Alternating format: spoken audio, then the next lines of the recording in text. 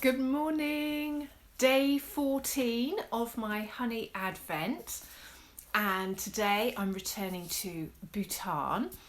So I wrote about the honey that I'm about to taste in my book Bees of Bhutan, and if you'd like a copy of the book then you just have to go to either my website or go to your local bookshop. It's distributed globally.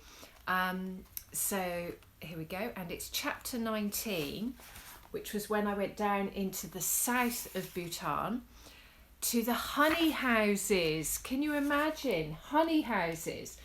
As soon as I heard that there were people in Bhutan who lived in a house with bees in the walls, I was just blown away, and I just thought I've got to go there. So it was a really long trip, and it was quite tricky to find the beekeepers, and there are villages of houses which are these bee houses or honey houses, but they are miles and miles off main roads, and as it was, we drove 4 hours to get to find the one we did, and then we had to trek not that far, but we had to trek for about half an hour to actually find the houses. So this is the neighbouring house of the house where I actually got the honey from, and you can see they have beehives. I mean, I was there end of November and 2 years ago, and so it wasn't the height of the honey season, so they had recently harvested. It was amazing weather. I mean, it was about 24 degrees, and we were high up on a mountain but down in the south of Bhutan, so it's semi-tropical. And these are amazing places because the king of Bhutan has given each family 4 acres of land so that they can be self-sufficient.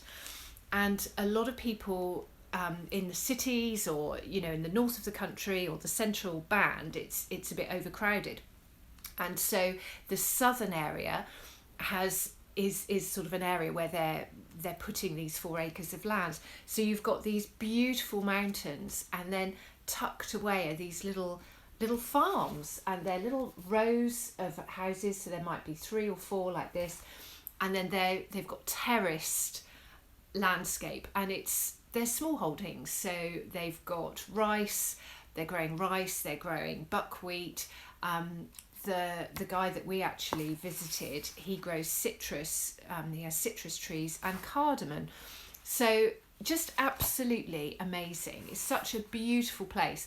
And my driver, Sonam, at the end of my trip, I'd said, what was your favourite day? What was your best experience of sort of carting me around Bhutan?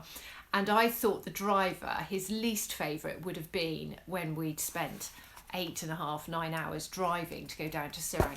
But he actually said that was his highlight, because even though he was Bhutanese and he'd lived in Bhutan all his life, he had no idea that people lived like this, and it really was like an idyllic life. It was paradise. It was so peaceful. You had to walk to the house.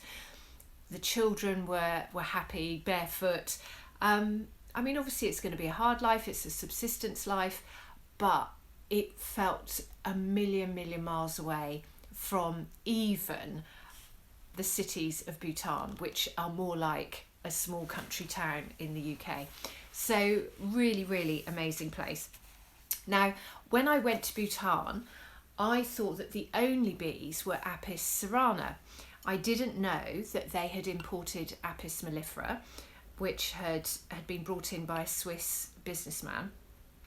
And there is a movement to modify beekeeping across Bhutan, and so Apis mellifera, which are like our western honeybee, that is the preferred way forward for honey production, because you've got managed hives, you can put them in wooden hives, and you can replace queens, and it's all about the management of bees. Now, Apis cerana is the native honeybee, and people have been collecting honey from Apis cerana for thousands of years. And what the honey houses do in the south of India is they have a hive. Now, it could be a log hive, so like this, where it's a log, and then they'll use clay and a piece of wood to close the end. And they will also, in the walls of their houses, so this is south of Bhutan, near Sarang, and I don't know if you can see this sort of square. Well, that is the entrance to a beehive. So there's a beehive built into the wall of this house. So the bees are living in there. And what will happen is they'll remove this sort of plate at the front and then just scoop out a few combs. So it's the way it's sort of being lost is because it's a traditional way of beekeeping, which is small quantities of honey. So the beekeeper will take 2 kilos of honey a year, or maybe twice a year, 2 harvests of 2 kilos from a colony like this in the walls of his house. Whereas with Apis mellifera, you could get 20 to 40 kilos of honey from one hive. So you can see why there is a movement towards Apis mellifera rather than the traditional beekeeping. But what is lovely about this traditional beekeeping is it is traditional, it is sustainable, and this house, he would have up to 11 hives around his house during the summer, during the peak months, or when he's having the cardamom or the citrus pollinated. So it is sustainable, but he's also, by having more hives, and he's not shipping in queens. You know, these are wild bees that will swarm into a hive, or they'll split the colonies that they've got. So they are managing, but that way they do have a bit of a surplus of honey, so they can sell that. And the Apis cerana honey is very, very expensive because it is rare and it's small quantities. But if you actually go to the honey houses, and I was thinking, oh gosh, I don't think I've got enough money to buy any of this amazing honey.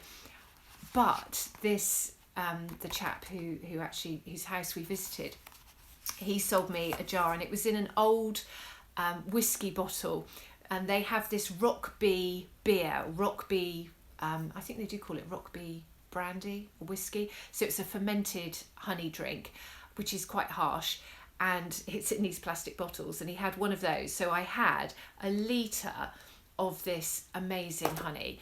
So, and it was a good price because I was buying straight from him, but it was too much for me to bring home. So I divided it up amongst anybody I met in Bhutan, and I had to bring some back in a bottle, and then I've since decanted it into this jar. So I'm going to taste it.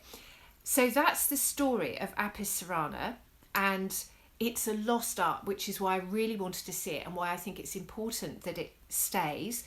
And what I would like to see is, I think there's a way of monetizing bees but without putting pressure to take the honey.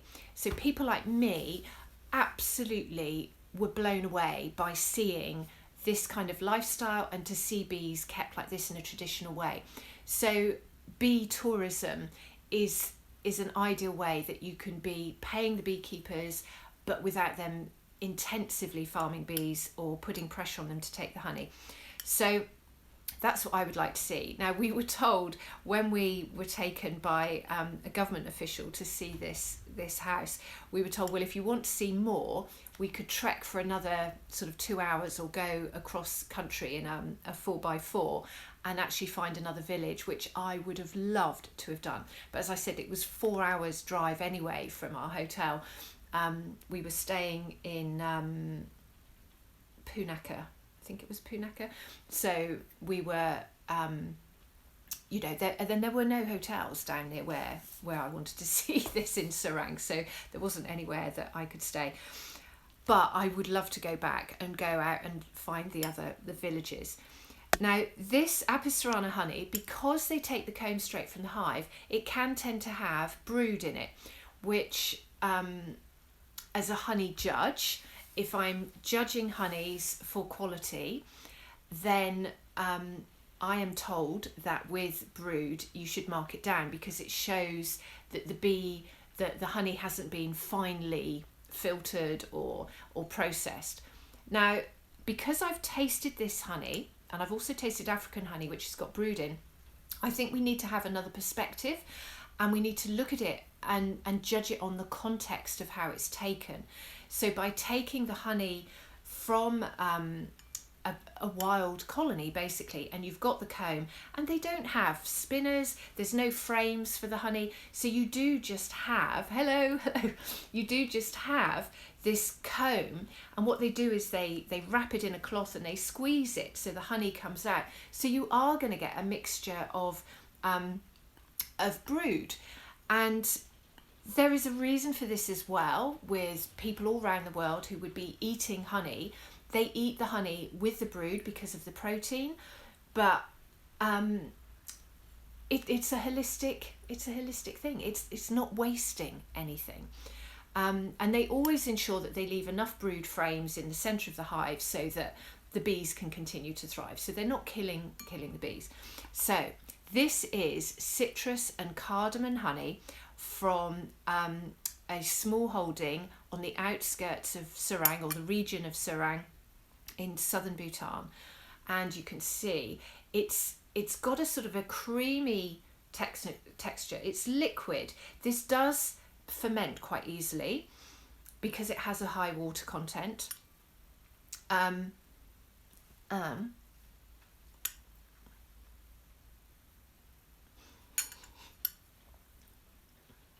This has such an unusual flavour. It has the texture which is a bit waxy because you've got brood and you've got a bit of wax in there because it's not been finely filtered. The citrus is so strong, it really comes through. But you do have that cardamom. You know, you can taste the cardamom. And when we were walking to this house, there was a truck came through with big sacks of smoked cardamom on the back that had come from in the middle of nowhere, and we were able to taste, you know, we had some of this smoked cardamom. So when I'm tasting this honey, it takes me right back to being there and walking along the ridges in between the paddy fields and the orchards, the citrus orchards, and just the bird song, no roads. It was just so quiet, so peaceful. You could hear eagles overhead. It was just magical, absolutely magical. So you can see it's got an amazing colour, sort of like the colour of a dandelion or a sunflower honey. It's really got that amber, rich amber colour. So as I said, it has got brood in it, which gives it a sort of a grainy texture, a bit waxy. And when I have been judging honey, I was a judge for the London International Honey Awards, and we did have a honey, not this year but last year, and some of the judges were, or a couple of judges were thinking, gosh, the smell, don't like the smell, you know, it didn't look right, it looked messy. I and some of the other ones, we had to taste it anyway, because I just think you've just got to taste it if somebody's entered it into a competition. And I could detect that it had been pressed with brood. I knew that this was an African honey, and because you've tasted that brood, you then detect it in other honeys, and that's what I think is we have to judge it on a different level. So instead of thinking, oh, this is a honey that's come from, you know, a clean box hive and it's all been spun in a sterile environment, you know that this is a honey that is from somebody's house. It's been crushed in a cloth, in a thin muslin cloth, and the people living with those bees. So it's a different product, a completely different product. And if it's from a different bee species as well, then, you know, we have to judge it from what it is. So I was really pleased that we were then able, we could check with the master judge, and yes, this was an African honey, so then we could judge it for what it was. And it's really difficult because these are really fine honeys, but if you put them in a competition, because they've got the wax in, because they're grainy, because they've got brood in, and they're very distinctive flavours, they're very different to the honeys that we're used to, they don't really stand a chance. So I think we should have a different category for you know, more rural or traditional craft honeys, and because there will be a demand for them, and people who have grown up in these regions where you're used to having honey straight from the hive, so you'll just grab a bit of cut comb and you'll be having it as a whole, that's special honey to them. And I think this thing, we get used to what we're used to or what we've grown up with. And in the West, we're used to having, you know, honey that's been filtered or even heated and treated. And so to have a really wild honey is a very different experience. So you can read about this in my book, Bees of Bhutan. And this is just amazing honey. But what always makes things amazing is the story. And when I taste this honey, when I smell this honey, I'm instantly taken back to the southern mountains of Bhutan and to that idyllic bit of paradise. So yeah, that's my day 14 honey advent, Bhutanese Apis cerana honey, quite rare, only 2 kilos twice a year taken from this hive instead of the usual sort of 20 to 50 kilos. So there we go. Thank you very much for joining me, and I'll see you tomorrow for day 15. Thanks. Bye.